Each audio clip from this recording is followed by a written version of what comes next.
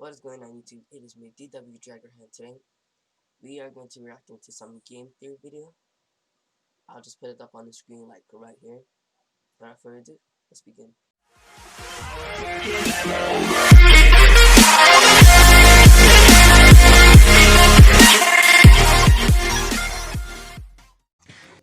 Ugh, I am so done with literally every game being a zombie survival game. I get it, The Walking Dead was a popular franchise. 2010 called, they want their genre back. Give me something new, you know? Totally. Hey, you want to go gather some resources? Sure. They ask you how you are, you just have to say that you're fine. And you're not really fine, but you just can't get into it because...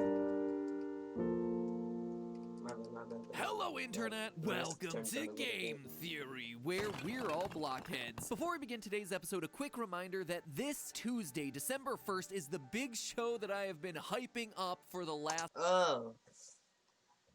This video might actually come out today because it actually is December 1st. Actually, that's funny.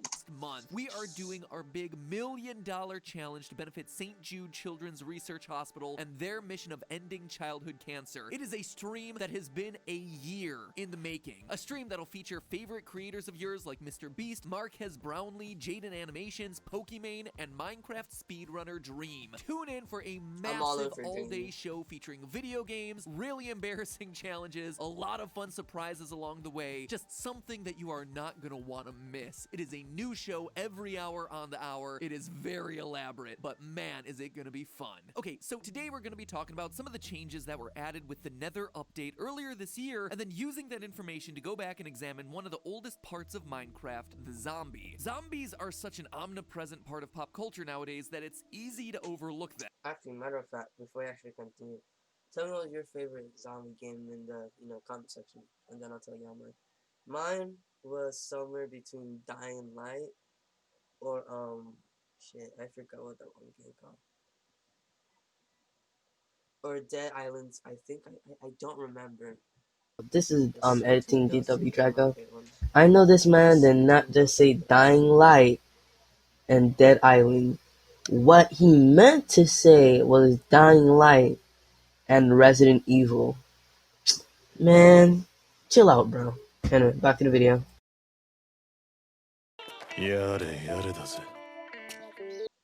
Just between those two, those are my favorite ones.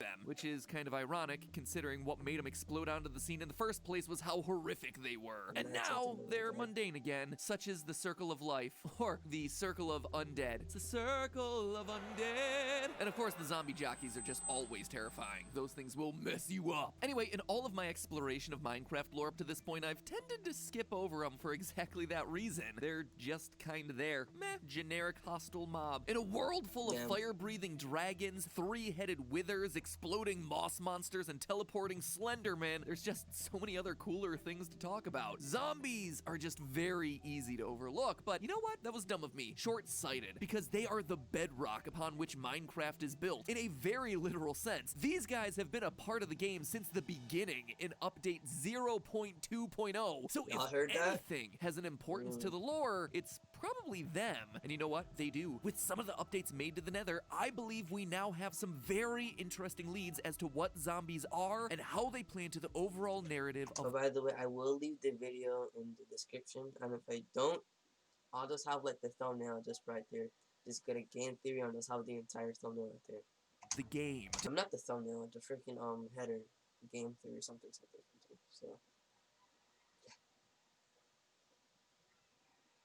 today we're talking about how the zombies and other zombified mobs might just be the most important clues for discovering what may have pushed an ancient race of builders to flee the overworld and live in the end. One of the things that sent me down this rabbit hole was reading Minecraft the Island, an official Minecraft novel. Yes, in absence of new FNAF books, I've now moved on to Minecraft novels.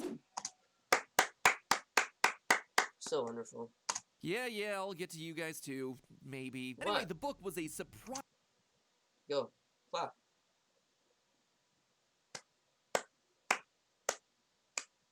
Very good.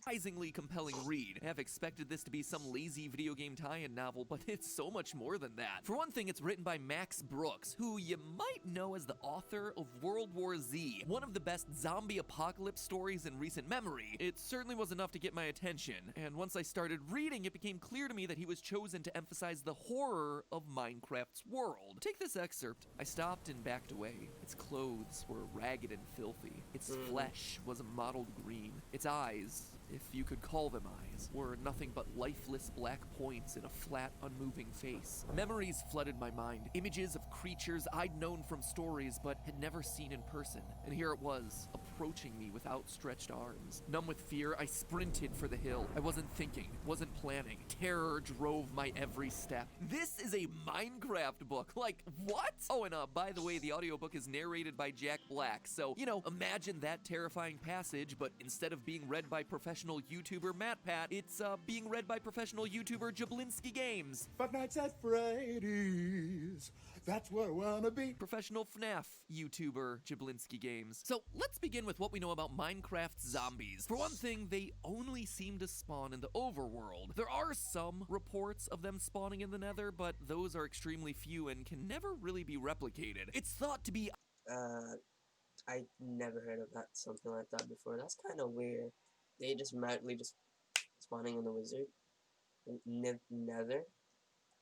Either a bug or a remnant from some mods. But if they are indeed limited to the overworld, along with their variants like the Husk and the Drowned, that prompts the most obvious question of why? Why do they only exist in the overworld? One explanation I've seen tossed around online would be that the zombies are just zombified villagers, and as such, you'll only find them in places where you find other villagers, aka the overworld. But the fact that zombie villager exists as a separate mob type with its own look kinda throws that theory under the bus. Why do zombie villagers look like villagers and normal zombies look just like us? These zombies seem to be the zombified remains of builders like Steve, and yet, like the zombie villagers, these OG zombies or vanilla zombies, tasty zombies, are only found MatPat, bro, you're weird, dude.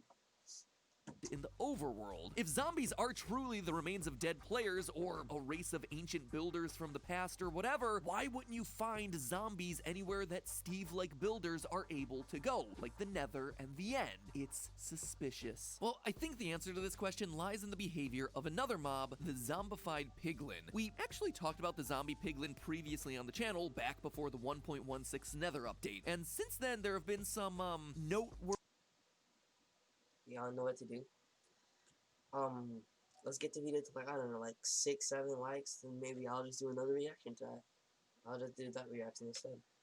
Without further ado, let's get into it. The new changes with this particular mob. Back when I did my first video on them, there was really no explanation for what could have created humanoid zombie pigs. The only thing that we had to go on was that they spawned when lightning struck near a pig. And since then, as the Mojang team has further developed the piglin mob, it appears as though Minecraft wants that feature removed. Quote from lead creative designer Jeb on Twitter, @Jeb, will pigs struck by lightning become zombified piglin or regular piglin? Jeb's reply, we will likely remove that feature because it'll work differently. This tells me that even though, as I write this, lightning near a pig still spawns a zombified piglin, it's more a thing that's been grandfathered in as an Easter egg to OG players, but no longer represents the new lore that they have in mind for this particular mob type. So, what spawn mechanic does reflect how piglins, not pigs, canonically become zombified piglins? Visiting the overworld. I'm serious. If you take a piglin out to the overworld or the End, after 15 seconds, they turn into a zombified piglin, just as a result of standing in the overworld and breathing. And I mean that literally. It seems like the only plausible explanation for what could be happening here, that the piglins, upon traveling to the overworld, begin breathing in something that just magically turns them from a perfectly well-functioning living creature into a flesh-starved zombie. It's bizarre. Something about being in the overworld turns piglins into zombies. As I see it, the only explanation for this is some sort of airborne zombie virus. Now, that might seem crazy at first. After all, Yeah. It does sound crazy. and the villagers are all able to run around in the overworld all day, breathing in the same air without turning into zombies. So what gives? Well, that question is best answered by turning to some very real and some very tragic history. As you might have learned in your history class, when European colonists came to America and started interacting with the native population, it didn't go well for the indigenous Americans. In fact, it's estimated that over 90% of indigenous Americans were killed in the decades that followed. It's just horrific. But why I bring this up today is how they died. Because while the Europeans that settled in America certainly did kill plenty of indigenous Americans in warfare, most were killed by diseases such as smallpox, measles, and influenza. Diseases that were common in Europe, but completely new to the indigenous population of the New World. In many cases, they weren't even getting these diseases from people who were displaying symptoms of the sickness. The European explorers were asymptomatic carriers of the diseases, a concept that, in 2020, a lot of us have become all too familiar with. These were all diseases that Europeans had been dealing with for generations, and with each passing generation, the people who managed to... Can we just appreciate him for using the Dr. Mario emojis instead of just using pins? to survive dying from some terrible epidemic passed on their antibodies and immunities to their descendants. With each generation, Europeans gained stronger and stronger immune systems, which meant that formerly devastating diseases were no longer quite so deadly. So when the Europeans brought these diseases to the New World, exposing a population whose ancestors had no opportunity to build up those same immunities, the results were devastating. But there's a part of this story that might strike some people as a gaping hole. Why weren't the Europeans having the same problem? They too were in a new land encountering new people. Why weren't the colonists dying of the American diseases? Well, the answer is cities. Europeans lived in densely packed cities which were breeding grounds for infection. Another thing that we've seen pretty darn clearly in 2020. I don't know if you've heard about this one. Looks like a lot of people are still missing the memo, but big gatherings of people all packed together in a tight space are one of the easiest ways to spread a virus, go figure. Social distancing starts to get a whole lot harder when you're all packed together like sardines. And all of that gets compounded far worse when you don't have modern conveniences like plumbing and clean water. If you want an indication of how big a problem water contamination was during this time, it took until 1535 to finally prohibit people from dumping their excrement into the River Thames of London. Yeah, they had to pass a law outlawing you from dumping your poop into the water that ran through. As I say, fellow American, you shall no longer dump poop. I was so stupid. I'm its most populous city. Reports from the time say that the water ran black. Really makes you want to reconsider that Riverview property, huh? All of these factors combined to make European cities a breeding ground for all kinds of horrible diseases. North America, meanwhile, with its lack of densely populated cities, stood in stark contrast, and hence the indigenous people of North America had no plagues. All of that is a fascinating and frankly tragic look at history, but what relevance does it have in Minecraft? Well, understanding the history of diseases and plagues in the real world, it becomes a lot easier for us to understand how this might happen in the fictional world of Minecraft.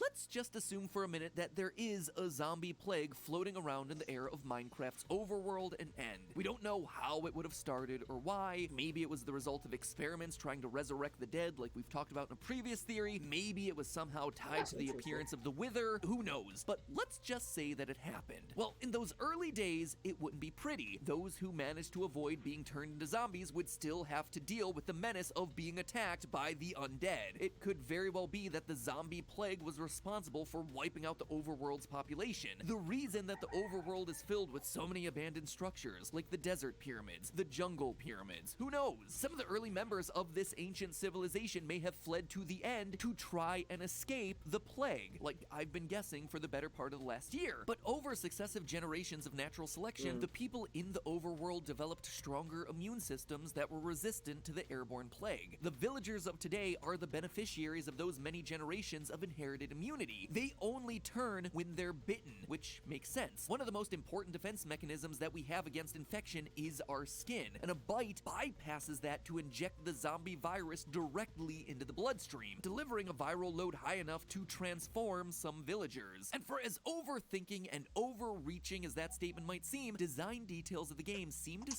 This man said overreaching. Math Pat, you have gone far than overreaching. You have gone to the stars, bro.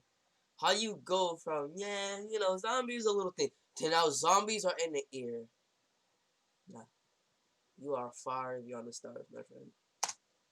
support the theory. Some villagers will be zombified when attacked by zombies, while some others appear to be fully immune. 50% of villagers will simply lose health when attacked by zombies and eventually die without ever being turned, which tells us that some are immune or more resistant to the zombie curse. Weird, right? That's It's an awfully suspicious detail. Why, though, wouldn't a zombie virus exist in the Nether when it's both in the End and the Overworld? My guess? Temperature. Warmer climates tend to be better at fending off pathogens, and likewise, when it's colder, viruses are more likely to be spread. That's why you're more likely to get a cold in the winter, the flu in the winter, and why everyone was talking about the second spike of COVID happening during the fall and winter months. One of the reasons your body heats up and develops a fever when you're sick is that certain infections have a harder time surviving at higher temperatures. And what can be hotter than HE double hockey sticks itself? The temperature down in the Nether is high enough to effectively sterilize everything. Nothing says hot quite like pools of lava. This, in turn, would keep the Nether... Anybody want to go for a bath in the lava? Or is it just me? Okay, I guess it's just me. clear of any zombie viruses, producing a civilization of piglins whose immune systems never encountered the plague, until of course they're brought into the overworld. So there you have it, friends, the invisible zombie virus of the Minecraft overworld. For as ridiculous as it sounds, the science of it actually fits a surprising amount of in-game details and behaviors. Maybe it's time Steve and Alex spend less resources building swords and axes and more time building face masks. After all, it's up to us to protect the immunocompromised hoglins. But hey, that's just a theory. A game theory. Thanks for watching. And one final reminder here that game theory merch is available right now. I'm just gonna have to stop you there, buddy. If you guys do enjoy the video, don't forget to like, subscribe, comment down below. You know, like I said before earlier, if you do want to see, you know, the pigmen, you know, 7 to 5 likes, I don't know, maybe, I don't know, 7, 3, 4 likes, I don't know, one of those. And yeah, fly high, Sherlock. Catch you next time.